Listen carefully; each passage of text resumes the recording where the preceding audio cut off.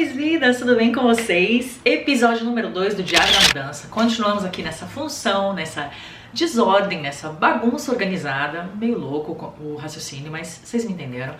Porque estamos ainda nesse processo. Hoje, por exemplo, tem muitas coisas pra fazer. Na verdade, assim, de empacotar ou de guardar coisas, isso daí já tá tudo certinho já pra levar. Mas hoje tem aquelas coisas burocráticas como, por exemplo, mudar endereço, né, nas correspondências, esperar virem transferir, né, cortar a internet aqui pra mandar pro outro lugar. Daí eu tava pensando nesse episódio número 2 de falar com vocês sobre como é essa situação de mudar de casa durante uma pandemia. Porque assim, eu já me mudei de casa muitas vezes na minha vida, mas muitas mesmo. Por exemplo, só no Chile, tá? Eu moro aqui há 10 anos, eu já mudei de casa. Essa é a 5ª vez em 10 anos que eu estou mudando de casa, isso apenas no Chile. Mas no Brasil eu mudava de casa assim a cada 4 anos, 6 anos basicamente, porque meus pais eram transferidos de trabalho e tal, e aí a gente tinha que mudar. Então pra mim isso não é uma coisa inédita, mas mudar de casa numa pandemia é algo muito inédito pra mim. E uma das primeiras coisas que mudaram, não sei como tá rolando isso no Brasil, mas pelo menos aqui no Chile, ou pelo menos no lugar onde eu vou morar, que é um prédio também, não está permitido a entrada de montadores de imóveis ou de pessoas, né, que ajudam no caminhão da mudança, enfim. Isso, o caminhão obviamente pode entrar, pode descer as coisas ali no estacionamento, mas são os próprios moradores ou as pessoas da família que têm que subir tudo, graças a Deus temos elevador, mas não podem entrar outras pessoas por questão de segurança, então só está entrando mesmo no edifício as pessoas que moram ali. Eu não sei como é que está em outros lugares, não sei como é que está no Brasil para as pessoas que moram aí, que estão fazendo mudança nessa época, comentem aqui pra mim. Mas é algo muito diferente, né? Porque primeiro é isso, você não pode contar com outras pessoas para te ajudarem, você tem todos aqueles cuidados de segurança, fazer mudança, imagina carregar coisas e tal, e tá ali com máscara, enfim. É um processo muito novo, mas que a gente tem que se adaptar, né? E ir vendo como funcionam as coisas. Mas eu queria conversar com vocês sobre essa tendência. Eu não sei se vocês repararam, mas ao menos no Instagram, assim, quando eu vou olhando as fotos, muitas pessoas estão mudando de casa na quarentena. E, por exemplo, juntando eu e mais alguns amigos que eu conheço aqui no Chile, somos 7 pessoas, 7 gente, bem próximas a mim, eu e mais 6, que nos mudamos de casa desde que a quarentena começou. E é sobre isso que eu quero falar com vocês no episódio de hoje. Achei melhor vir pro quarto pra continuar nossa conversa, porque tá uma barulheira ali na sala agora que o Beto tá dando aula e também tá com a pessoa que tá desconectando os serviços de internet pra ir pra outro lugar, enfim. E também por motivos de este é o único móvel em que podemos nos sentar nessa casa nesse momento. Essa aqui é a realidade. Mas, gente, falando sério agora, eu acho que vocês notaram que muita gente mudou de casa, né, na quarentena. E eu acho que muito disso tem explicação no fato de que a própria quarentena fez a gente mudar muitos hábitos, né? Antes, a gente passava pouco tempo em casa, a gente tinha que sair para ir pro trabalho ou para qualquer outra atividade que a gente fazia.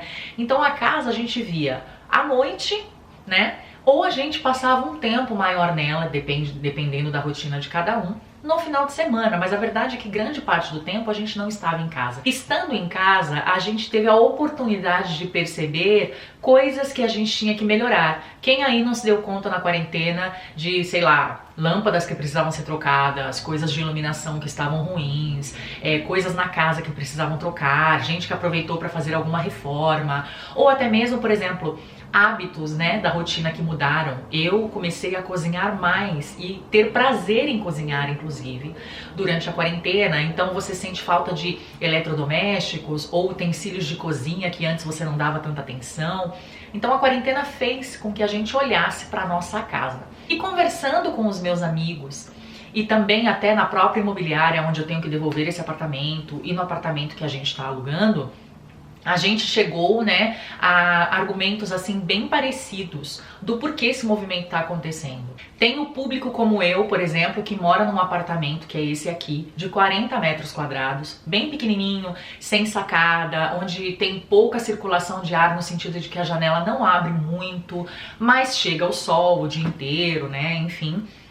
Mas não tem aquele lugar assim pra você sair e tomar um pouquinho de ar, sabe? E respirar. E na quarentena eu senti muita, mas muita falta disso.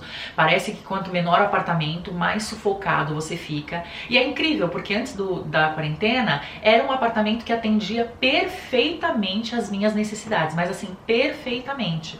Só que passando tanto tempo em casa, que essa quarentena já virou, sei lá, né? Milhões de dias, não dá nem pra contar mais quanto tempo a gente tá em casa. Acabou ficando insustentável realmente, sabe? E aí esse é um tipo de público que tá mudando de casa na quarentena, aquele público que tinha um espaço bem reduzido e que agora quer um espaço um pouco maior para aproveitar algumas coisas. Tem também um outro público que está mudando de casa, que é aquele público que tem uma casa bem grande, né, os cômodos bem grande, mas que tem o exterior da casa pequeno. E que descobriu na quarentena que talvez não precise de tanto espaço interno assim como ele pensava que precisava. Que na verdade o que importa é ter aquele espaço grande para as crianças brincarem ou para tomar um sol lá fora. Um terceiro motivo também, né, ou um terceiro público que tem mudado de casa na quarentena é aquele que antes pagava mais caro por um aluguel justamente por estar num lugar bem acessível a tudo. A metrô, a, não sei, supermercado, faculdade, enfim, esses lugares a gente sabe que são um pouco mais caros. Porém, são pessoas que mesmo antes da pandemia já tinham a oportunidade de trabalhar 2 vezes de casa, ou que eram empreendedores e já trabalhavam da sua própria casa. Então, essas pessoas com a quarentena perceberam que uma vez que elas já trabalhavam em casa, elas não tinham a necessidade de pagar tão caro num aluguel tão acessível a tudo, se elas já não tinham que se locomover tanto antes disso, sabe? Então esse público também está optando para ir para uma casa um pouco mais afastada ou até com um pouquinho mais de qualidade de vida, não estando tanto no centro da cidade, mas justamente porque entendeu que não precisa estar tão conectado a tudo porque já trabalhavam de casa, né? É um outro público. E tem o público que foi afetado assim fortemente pela crise financeira, né? Tem gente que morava numa casa grande e tá tendo que trocar a casa grande por uma casa pequena.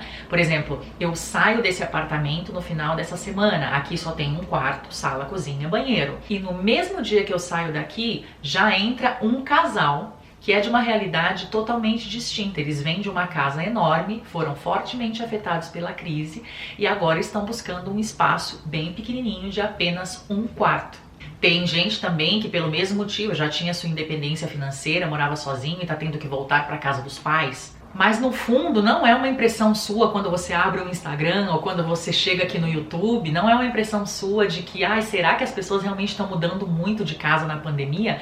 Não, não é uma impressão, isso realmente está acontecendo, porque seja por uma questão financeira ou simplesmente porque as pessoas mudaram seus hábitos ou tiveram a chance de olhar realmente para dentro e para casa delas, essa decisão precisou acontecer, essa mudança precisou acontecer. E a gente leva isso para outras áreas também relacionadas à casa. Por exemplo, eu amava a decoração do meu apartamento. Se você não viu o tour desse apartamento de onde eu estou me mudando, por sorte eu fiz o tour antes de me mudar, tá aqui em cima, é só você dar uma olhada. A decoração foi muito bem pensada, tinha a minha cara, eu amava cada coisa que eu tinha.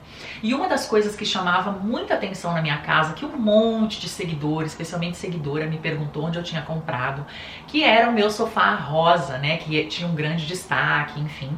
E era um sofá que eu amava, realmente amava muito, já vendi inclusive, mas por que eu já estava pensando antes de me mudar, de me desfazer desse sofá? Se eu não me engano, eu até comentei isso no tour. Porque era um sofá que é confortável, que era lindo, que atendia super bem as minhas necessidades, mas era para uma Fernanda pré-quarentena. E quem era a Fernanda pré-quarentena? Era uma pessoa que ficava fora o dia inteiro, que chegava à noite, que quase nunca assistia a televisão, continua sendo essa pessoa que não assiste televisão, mas que depois da quarentena, às vezes cansa de trabalhar no escritório e vai trabalhar do sofá, ou à noite quer ver um filme, né? 2 vezes na semana, por exemplo, eu assisto filme, não mais do que isso, porque realmente não tenho muita paciência para televisão. Mas era uma coisa que eu não fazia antes. Então o tipo de sofá que eu tinha atendia perfeitamente. Porém, ficando mais tempo em casa, a gente enjoa de ficar sempre no mesmo ambiente ou sentada no mesmo lugar. E o sofá, ele cumpre uma função importantíssima, que hoje em dia para mim é basicamente a mesma função da cama. Na cama você passa pelo menos 8 horas nela, então o colchão tem que ser inacreditável, sabe? E a minha concepção com relação ao sofá mudou muito na quarentena por conta disso. E a quarentena também tem proporcionado outros tipos de mudança que também se relacionam à nossa casa.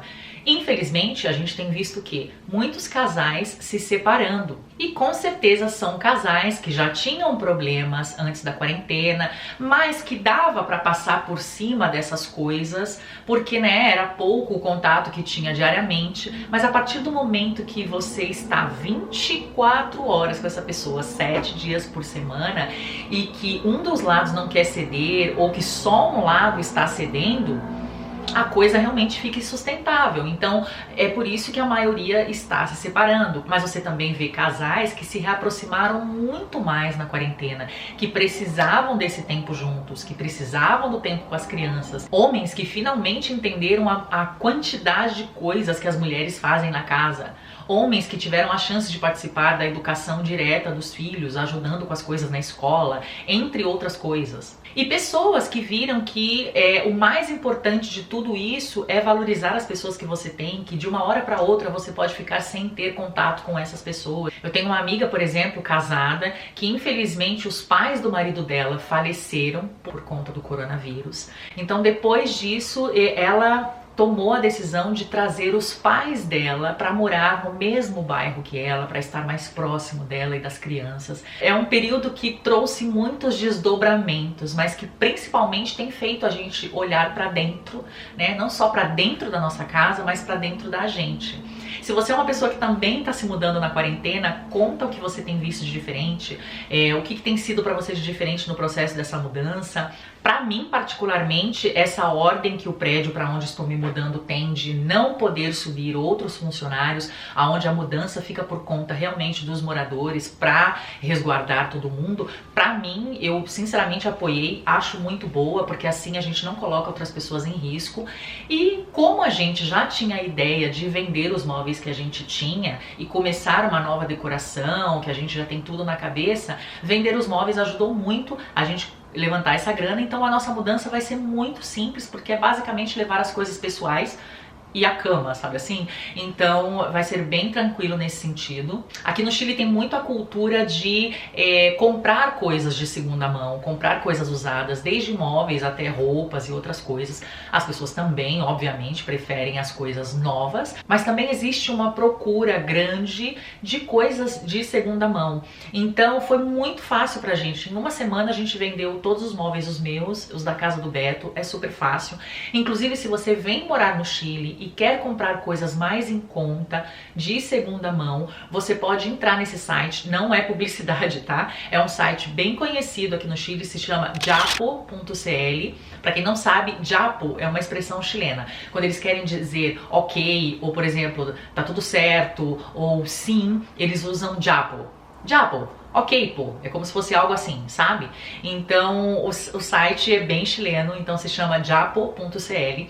E aí nesse site você vai encontrar de tudo, pessoas vendendo coisas novas ou coisas usadas a um preço muito bom. Inclusive é um site de tudo, inclusive é imobiliária também, tá? Então você pode procurar casas aí, enfim. A única coisa que você tem que ficar de olho é essas vendas por internet, né? Realmente você tem a opção de ir olhar o móvel ou o que você queira comprar, ver se está em boas condições. E aí, geralmente, por questões de segurança, as pessoas pedem para você pagar em dinheiro, né, quando você for retirar, ou de você fazer uma transferência bancária ali na presença dela, para que os dois lados fiquem confiantes de que deu tudo certo e pronto. Mas as pessoas compram muitas coisas assim também. Então o Japo é completo porque você pode vender ou encontrar coisas e procurar casas também. E caso você esteja procurando casas no Chile, tem outros 2 sites de imobiliária que são muito bons, que é o portalimobiliario.com, e tem um outro site também que é bem conhecido, que é o GoPlay, Placeit, eu vou deixar aqui também pra vocês. Então esses 3 sites, existem outros obviamente, mas esses 3 sites são bem confiáveis e bem conhecidos em todo o país para você encontrar muitas opções. Se você quer saber preço de aluguel, melhores bairros para se morar, burocracia, enfim, aqui tem um vídeo onde eu conto tudo. E aqui no canal tem uma playlist que se chama Guia para Morar no Chile, desde quando você pensa em morar fora até a sua mudança e toda a burocracia envolvida nisso. É um passo a passo realmente para você não ter dúvida nenhuma. Esse segundo episódio era mais uma conversa, eu senti vontade de falar isso com vocês, sentir se vocês estão percebendo essas coisas também. E me conta se você mudou de casa ou se você está mudando de casa na quarentena, quais foram as necessidades que te levaram a isso, ou se você mudou hábitos na sua vida, que novos hábitos você incorporou, que coisas você comprou para sua casa ou que coisas você se desfez porque você viu que realmente era demais. Eu tô louca pra saber, porque tudo isso vai me inspirar também pra minha nova casa. E em breve vem o episódio número 3, que eu acredito que já vai ser o episódio da mudança mesmo. E vocês vão acompanhar tudo até que a gente decore e tenha tudo no lugar. E não se preocupem que no meio disso também eu vou lançar outros vídeos de outros assuntos, tá bom? Beijos! A gente se vê no próximo vídeo.